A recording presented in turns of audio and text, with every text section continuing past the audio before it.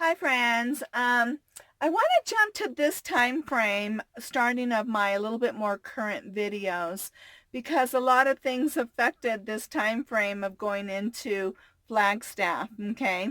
So when we get to Flagstaff, we had ordered a bunch of stuff that was going to be very helpful, especially for me, to be on the road. And well, Ken ordered some stuff and I ordered some stuff.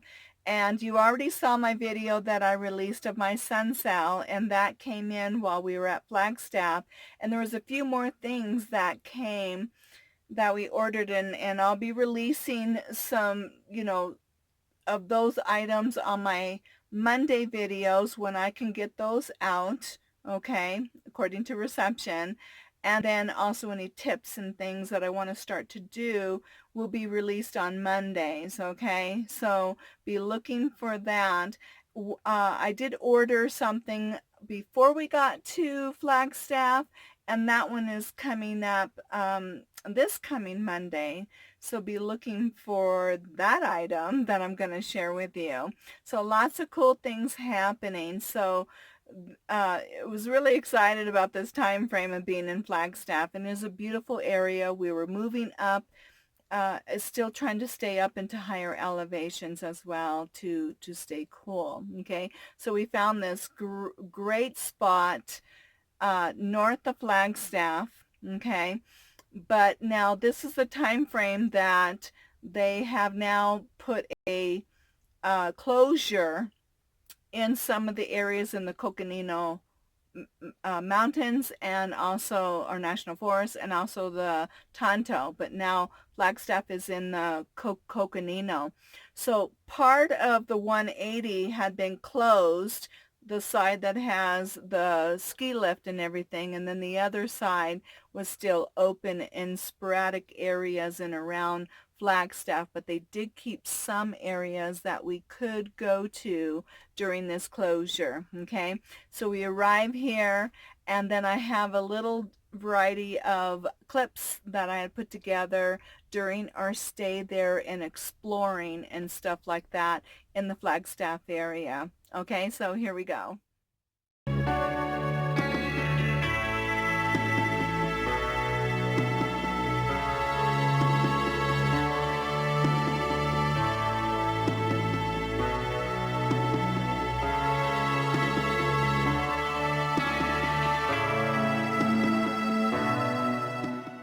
Okay, there's a little dust devil out there.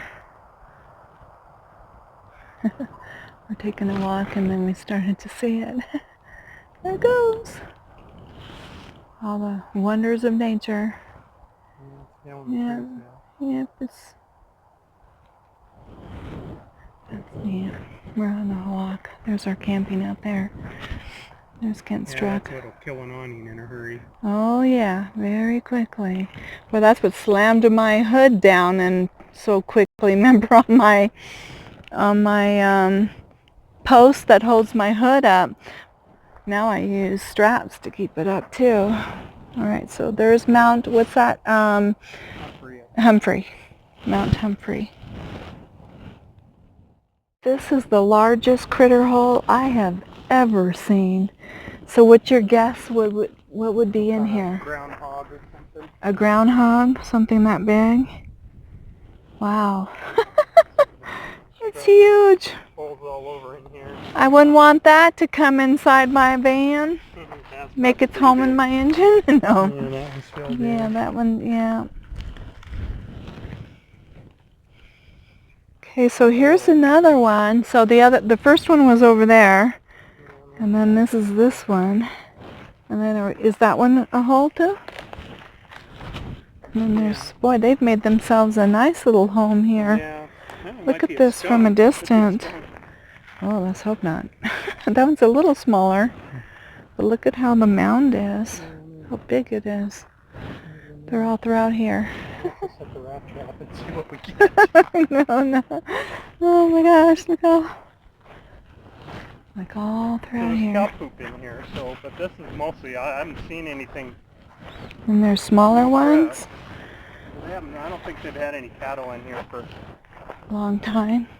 And then here's another one. Oh, this is a fresh, that's a fresh one here. Yeah, look at that. There's a lot of something big out here. Bigger than a pack rat. Tank. And then it's like a water hole, but they call them tanks out here. But it's just dry right now. So much of Arizona is so dry. But looks like they've got, where the water can also drain in there. Pretty cool. Little shelter that somebody made out of the wood. Pretty cool. Oops, let's go inside. Yeah. Pretty cool. Kids probably have a blast in here if someone camped in here.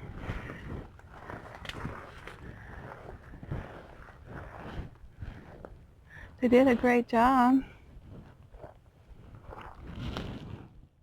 So it's right by this campsite right here.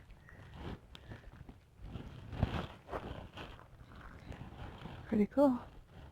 And then there's the view. Pretty sweet. And I'm actually right out there. Also, one early evening, Kent and I see a whole herd of deer coming down into the meadow area where we were camped. And they weren't fazed by us at all. Of course, we just kind of sat in our chairs and took pictures and videos, and they just kind of moseyed on along. We just let them do their thing and eat, and it was pretty exciting. Again, this was just early evening before dark, and it was just so cool to see this.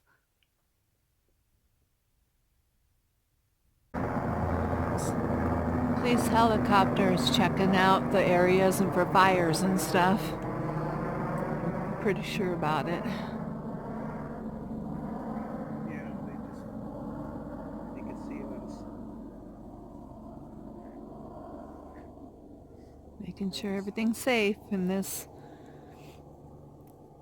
fire restriction time. Okay, they have a shooting area for people, and this is the area around it, but at least they give them a designated area to shoot. Kent is already out there. But looks like a fun hill to maybe slide down with like inner tubes or something, or sleds in the wintertime, but I don't know. But in the summer, looks like they let people shoot in here, so there is a lot of debris and stuff and shells left all over the floor, the ground, and all the things that they've been shooting and the deaths. Yeah, so crazy.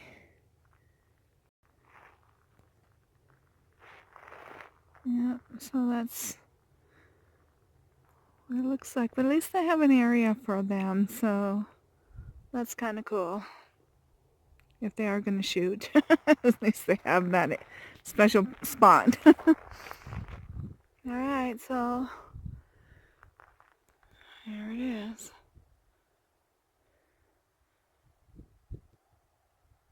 Oh, look, there's still some paper plates or some kind of targets out there left. I just thought I would show this. Okay, here's another area we found in the Coconino National Forest. This is what we run into. And then, of course, when it has strong winds and everything else, everything gets blown all over the place. And it's one of those other examples of not leaving no trace.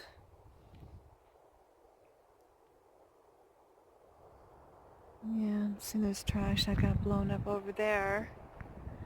So another thing people don't realize, that this is getting into like beginning parts of areas of bear country, and this attracts bears too, and that's another thing, which isn't a good thing, because you don't ever want bears to realize that humans bring them food.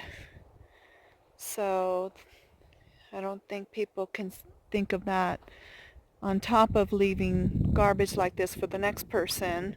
But it makes it dangerous too when you are starting to go into bear country and people do this kind of stuff. Not a good idea. But it's more about just the example of, what it's like for other people coming in. People need to keep a clean camp and leave a clean camp. And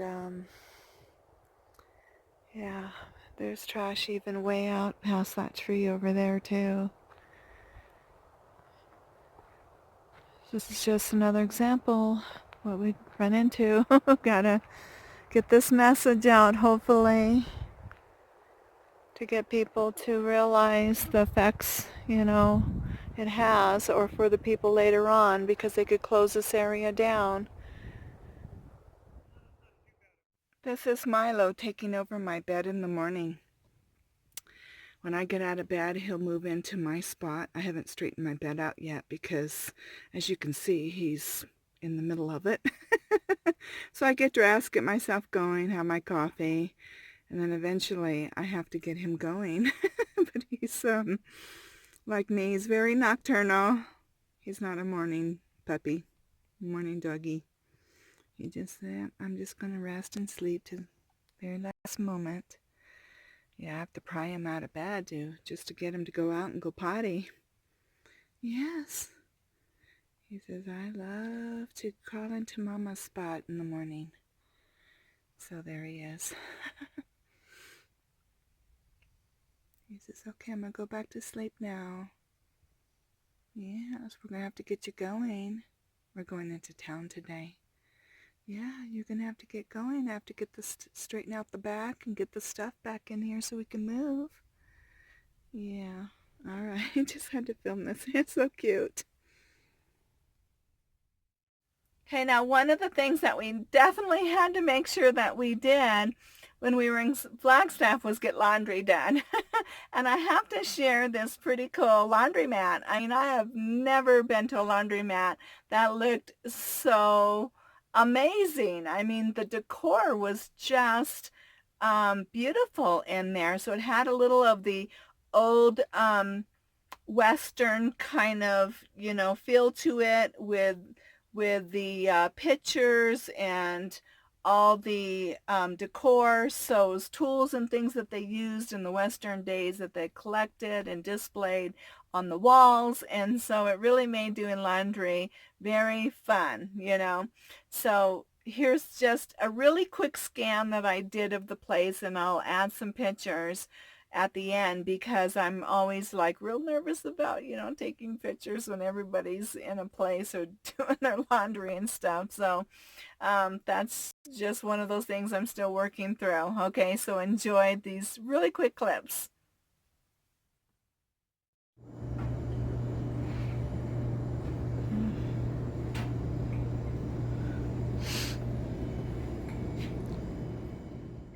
Okay, we're seeing us. That's a satellite, not a That's the International Space Oh, Station. okay, it is a space station coming in or coming over us.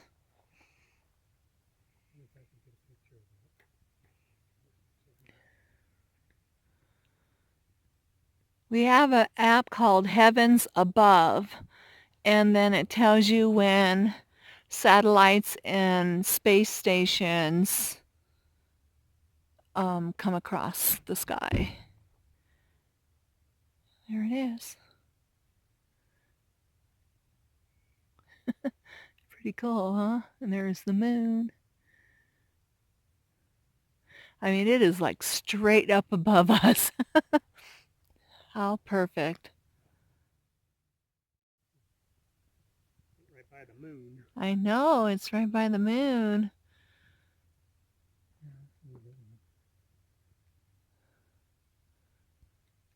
I know you probably get really good pictures more than me. I'm just trying to use my cell phone, and I don't know how good it's coming out, but I'm trying. Well, there it goes. How cool. And how you know it's a space station is because you won't see any blinking lights like on a plane. It'll be just a solid bright light going across the sky. That's how you know. Well, I hope I didn't ruffle any feathers over that clip with the trash in the fireplace, but I do want to get the word out that, that's not a good thing to do because, who knows when the next person's going to come into that area, and that trash is not contained. So the wind comes, as you saw, it blows it all over the place. And when we talk about dispersed camping and we're boondocking, out there in forest land and also even BLM land, but especially now in this particular area, we're talking about forest land and higher elevations. There's lots of wind, lots of stuff going on that can just push that, trash all over the place. You never know when the next person's going to come down that road and come to that particular spot because there's so much forest land out here and so many camping spots. So you can't guarantee when the next person's going to come to that spot and how long that trash is going to be sitting in that environment and through windy conditions, and it makes a mess everywhere along the land. So I made some important points in that clip. I don't want to repeat too much there, but the one thing I do want to make sure everybody gets and understands is bear behavior. I have I'm certified, with the Animal Behavior College. Even though I was centered around dog behavior, I did have to study learning theory and ethology, which has to do with, how also animals learn in general too, even though it was centered more canine. But there's similar characteristics that is out there for bears as well, that all animals are going to react to, and that is what we call a learned behavior. If an animal of a source has a learned behavior, they're going to want to repeat that behavior. And so a human-fed bear becomes a dangerous bear because that learned behavior of going to that particular area for food or even trash, that's a reinforcement to them. And campgrounds also become very dangerous because of people leaving trash and stuff, and bear goes back to that area and keeps wanting to come back because it keeps getting reinforced from the human trash. Okay, which makes it a dangerous situation and for the humans and the next people coming in after everybody's left. So keep that in mind, and one of these times I'm going to keep talking a little bit more about bears and keeping everybody safe the best you can, in bear country. Okay, read up on bears, read up on bear country, how to be safe, the do's and don'ts. There's also that part that's very important, and also there is camping etiquettes, behavior too, or rules they call it, and that's all over the internet as well. So we really want to be implementing all of these factors as we're traveling. So I hope everybody, will take this into consideration, get the word out, and let's keep everybody safe who's coming after us, okay? Especially when you're in bear country. All right, so that was my little talk. And I do this from my heart because I care. I really care about the land, the animals, and and people, that we need to coexist together as we're traveling. Okay, so I love you all, and I look forward to seeing you in the next video.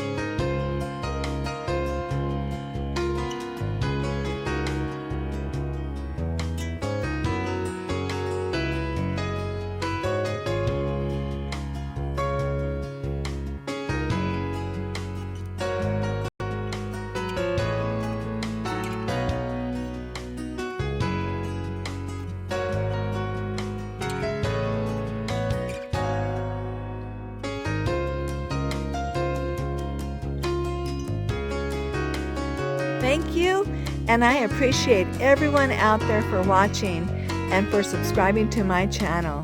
Please like and subscribe if you haven't, and together we can make a difference with my favorite charities, Wilderness on Wheels and Meals on Wheels for America.